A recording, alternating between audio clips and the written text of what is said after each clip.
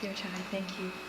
Just want to comment that you guys look beautiful and peaceful.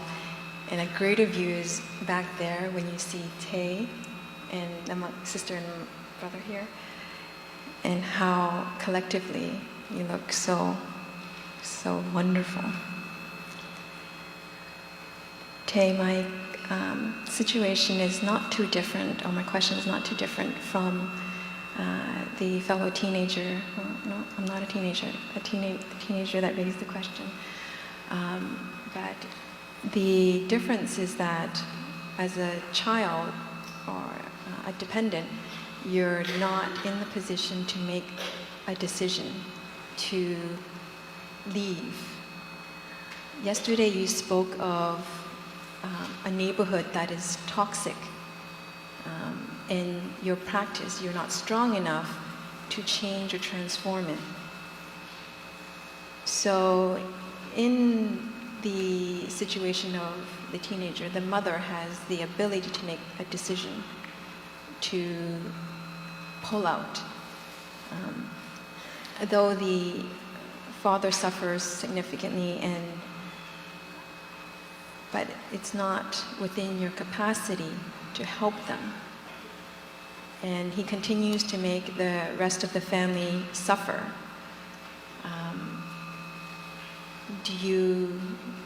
What do you do? And it's hard to apply the practice in that context for me. And also, the teachings of generosity, compassion, helps me, but it contradicts, it would seem,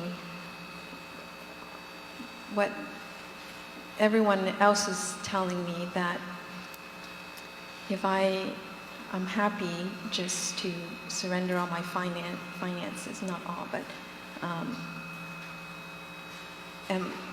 I'm being foolish. But in myself, when I look deeply, I am not angry and I don't need all those. I can be okay. So I'm just confused if I am truly knowing what I know and practicing the right way. Thank you.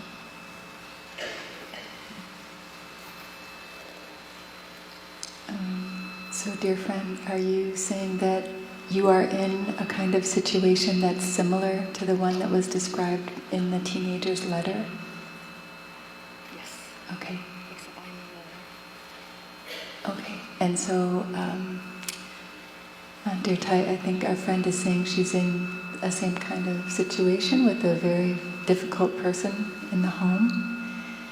And she's recalling what Tai taught about how if we're in a very painful, difficult environment, like a violent neighborhood, and if our practice isn't strong enough yet to be able to transform what's around us, that sometimes we need to remove ourselves. And I also hear our friend is looking at the question of her financial security. If she removes herself from the home, she may have to suffer some insecurity around money. And no, that's not it. I guess it's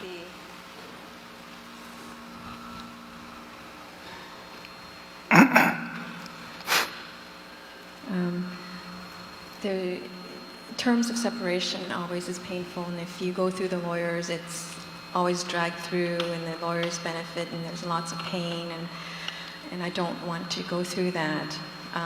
But the terms that are being presented to me are seen by my family as very detrimental to the future and finances of my children. I'm willing to accept them because I don't want to be angry, I don't want to fight. I just want to move on.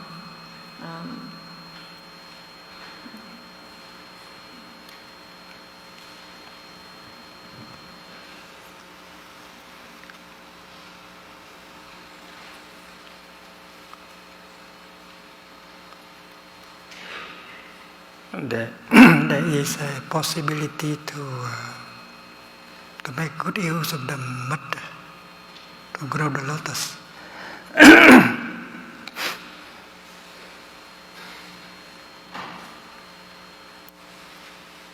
I'm thinking of a sangha, a community of practice. If you are not strong enough, you have to take refuge in the sangha. You can borrow the energy of the sangha in order to do what you want to do, transforming the mud into the lotus. If you are alone, if your mindfulness is not strong enough, but you have the intention, you see the way. And if you have the support of a whole group of people behind you, you'll be able to do what you want to do. First of all, the practice of compassion.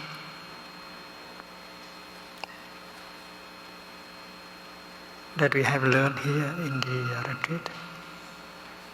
When we look at one person who is not happy, because a person who is happy will never create suffering for the people around. When we see that a person is not happy, a person that has a lot of suffering, difficulties in him or her, our understanding of the suffering gives rise to compassion. And that makes us suffer less right away. Because we don't want to punish, we don't want to fight anymore. Because there is no anger in us, there is only compassion. The situation has become much easier after that. And that does not take a lot of time. That takes awakening. Awakening means, I know that is a person with a lot of suffering. He does not need punishment. He needs help. And I may be the person who can help him. So you have compassion in your heart. You don't suffer much more. And with the support of a group of people who practice the same understanding and compassion, you continue to make progress in every day. That is the first half of the answer. The second half of the answer is that we are used to the kind of comfort, and we believe that without that comfort we cannot survive. Material comfort and affective comforts.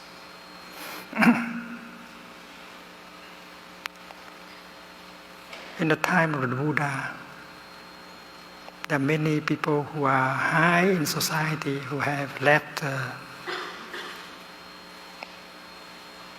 their situation and become a practitioner with the Buddha, like Governor Badya. And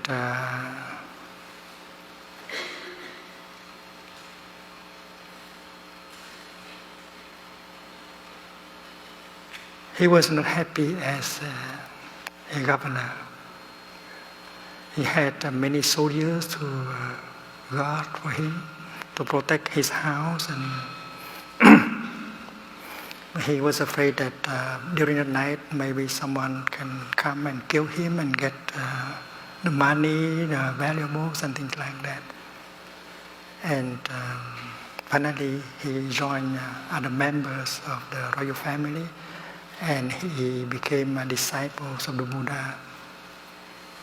He did not bring anything with him, because every day he went with the Buddha for the alms round and eat anything that people give him in his bowl. And in the night he spent the night at the foot of a tree. And one night during his sitting meditation, he uttered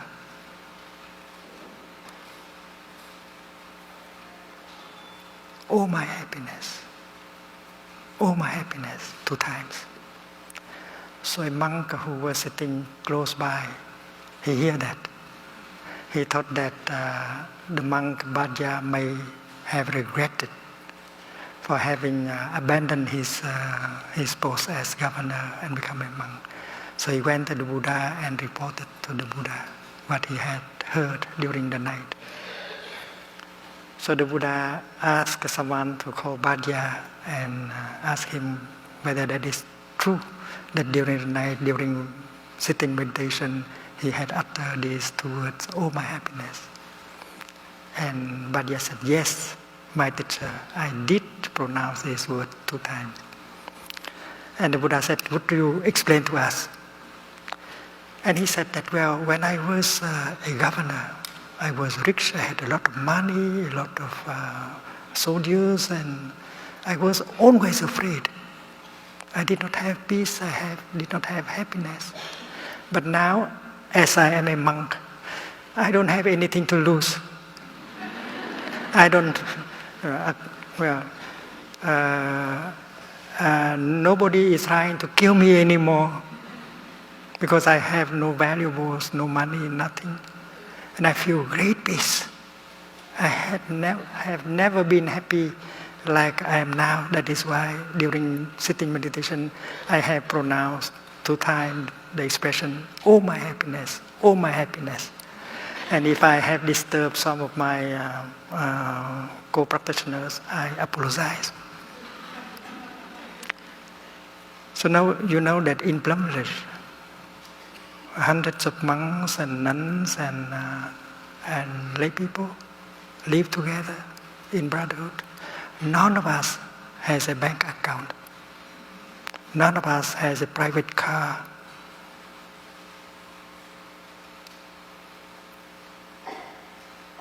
And everything is belong to the community.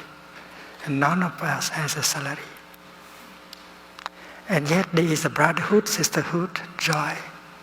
And we are nourished by the joy and happiness of seeing people coming with us and practice and transform.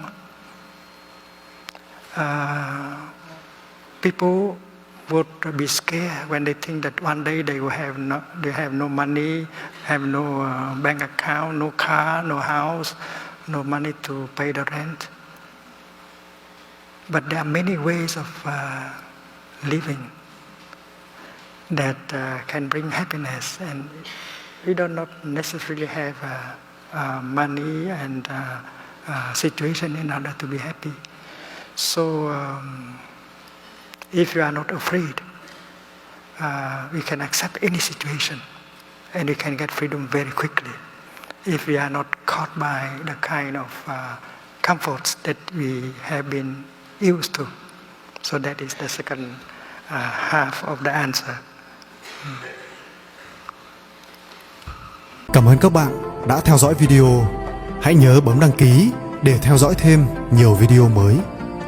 Chúc các bạn luôn vui vẻ.